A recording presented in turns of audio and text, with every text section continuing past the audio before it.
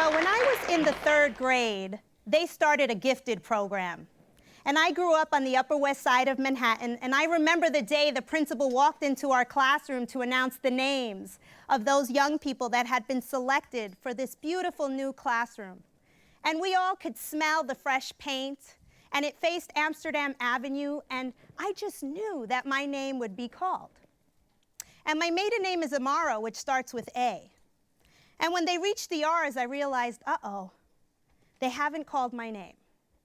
That night, I went home and told my mother that there was a new gifted class and that she had to do something about this because they hadn't selected me for this class.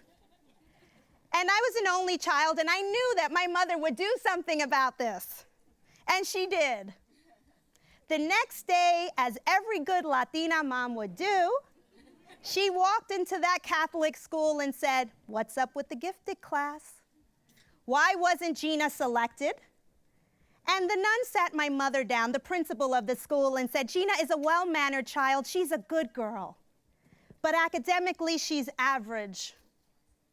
30-something years later, I have set out to redefine what does it really mean to be gifted or to possess genius. And I have spent most of my life trying to be everything but average, because my mother sat me down that evening and explained to me that average, ladies and gentlemen, never cuts it. So before I share my redefinition of genius, my crusade is to democratize that word. But first, I want to share a little history with you. So the word genius comes from the Latin word genie, to be born with great spirit. And I think the Greeks were onto something, because I truly believe that each one of us is born with great spirit, as we've seen today. Sir Francis Galton wrote the most recent paper on genius, and recent being 1869. But James Addison, who wrote in 1711 really the first piece of, I want to call it a white paper on genius, I think he was really onto something when he set out to say that some people are born a genius. Addison argued that Shakespeare was someone who was born with an extraordinary ability, and he used Aristotle as an example of someone who worked with great talent to do something amazing. Now back to Sir Francis Galton, who actually was Darwin's cousin. He set out to really improve the breed of man and argued that genius was something you were only born with.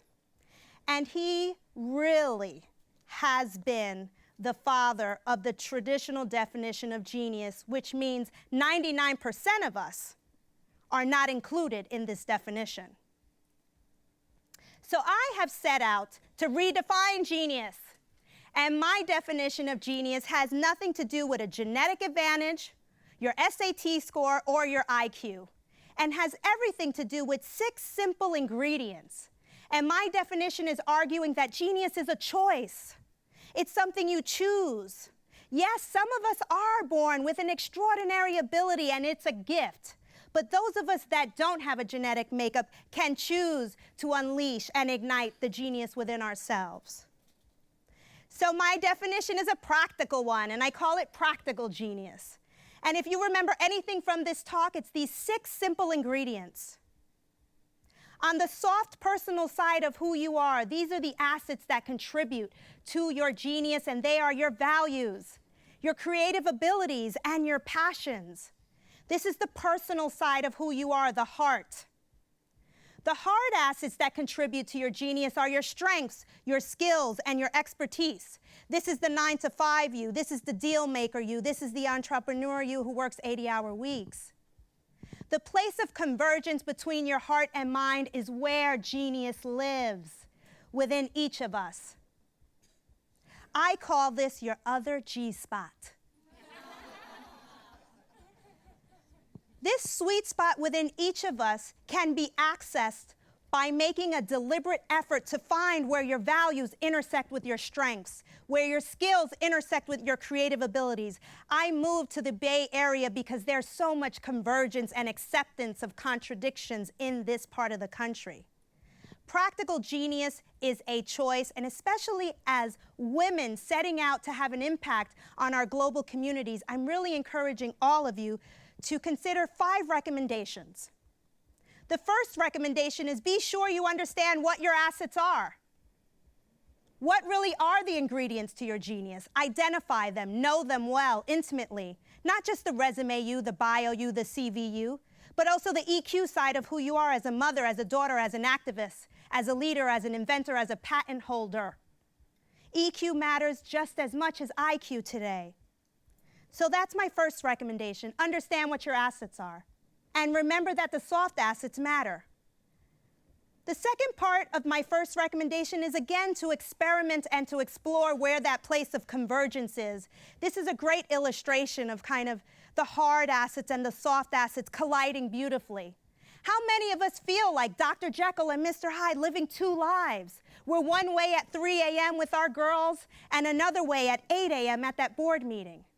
Accept that paradox, that bitter opposing sides of who you are, and bring it together closely. My second recommendation, express your genius.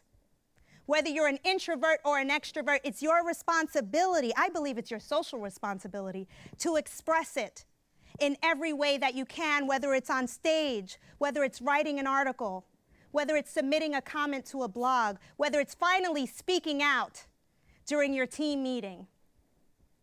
I want to share a great case study of a woman that is expressing her genius in an extraordinary way, and it's a dear friend of mine, Shelly Baer in Miami, who is a woman who, when she was 3 years old, she's a woman with visible disability. When she was 3 years old, she was diagnosed with juvenile rheumatoid arthritis. And she has this amazing inner power and inner beauty, and she lived all her life battling her sexuality, battling her self-image because of her visible disability. And a few years ago, she set out to host and curate a photography exhibition. All the models were women with disabilities. Some of them posed nude, to really shift the paradigm on how we perceive beauty. This is Tatiana, a Brazilian woman who was in a car accident when she was 16 and spent the rest of her life in a wheelchair. This is a beautiful photo that challenges our perceptions of beauty. Shelly is shifting the paradox as a social worker, as an artist, as a creative, in curating photo exhibitions around what she calls the raw beauty of all of us. This is just one example. What are you doing to express your genius in a meaningful way? What risk are you taking in sharing your story? Shelly hadn't stood in front of a full-length mirror till she was 30 years old. She had to battle that own emotional evolution to be able to express something she knew was important. Recommendation number 3, surround yourself with genius, as we are doing today. Some people collect art. I always say I am a people collector. And some of the folks in my collection are here today, which is exciting. Kinds of relationships to go after: Yodas, ambassadors. Ambassadors are those cheerleaders, those folks that have your back and introduce you to things. They move people from vision to venture with their projects. And of course, fat brains. Fat brains are those millennials that are sometimes misunderstood. Why do I call them fat brains? Again, young people have a higher fat content in their brains. Those of us over 30, we have to constantly pay attention to consuming healthy fats like we find in avocado. It's good for the brain. So that's why I call them fat brains. My recommendation with a fat brain, I have a board of advisors, all ranging from the age of 13 to 29. Who's on your board of advisors?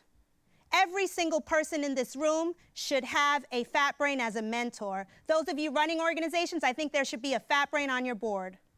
They definitely see the world differently. My fourth recommendation is to fuel your genius. And the one sexy word I want to share with that is neuroplasticity. When I was working on my book, I interviewed neuroscientists and asked them, how can I inspire people, everyone, to fuel their genius? And they said, remind them of neuroplasticity. It's the adult's brain ability to learn something new. And the only way to do that is to experiment and to explore. So fuel your genius. All content matters. And my last recommendation is, again, to leverage the paradox within yourself. Genius only happens at a place of convergence. The result is innovation. And I challenge all of you to realize that genius is your choice, no one else's. Thank you.